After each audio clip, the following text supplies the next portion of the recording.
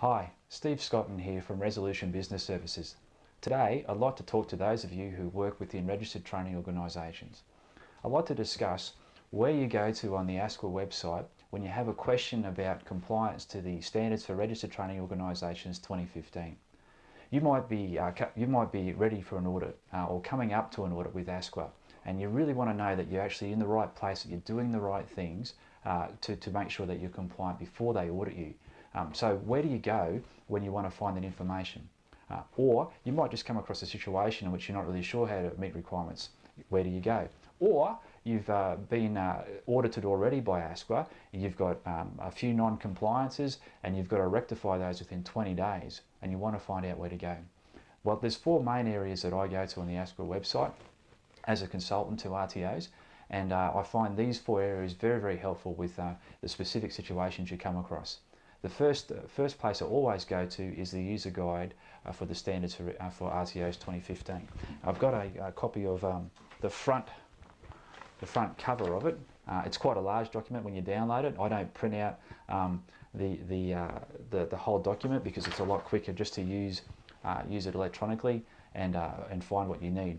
But in that document, you'll find all of the standards listed, the reasons why those standards are in place, all the clauses underneath those standards, a guide to compliance to the standard, and also some fictional scenarios of RTOs and how they have decided to actually comply or put the systems in place to comply with the standards. There's also some appendices and schedules. There's a glossary, links to other documents that will help you remain compliant. So the user guide should always be the first port of call when you've got a question about the standards. But sometimes the information in there, you need further clarification. In that case, I'd advise you always to go to the fact sheets that are on the ASQA website. These are in the news and publications area of the website. So up the top of the website, you click on news and publications and then click on publications and you'll see a link to the fact sheets. This opens up another page which has several topics that you can choose from.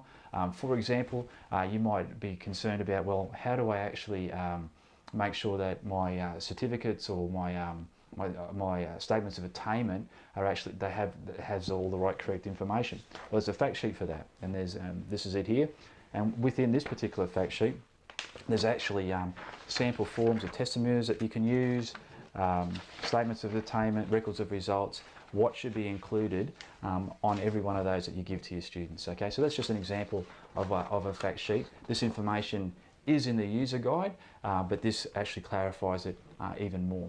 All right, so that's fact sheets.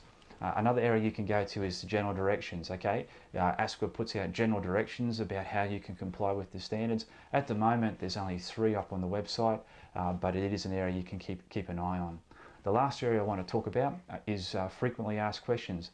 In the footer of every ASQA page, where you'll find a link to the user guide. Number one, I should have said that before, but also you'll find a link to frequently asked questions. So you click on that, again, a whole lot of areas come up on the left hand side, lots of questions you can click on to find information.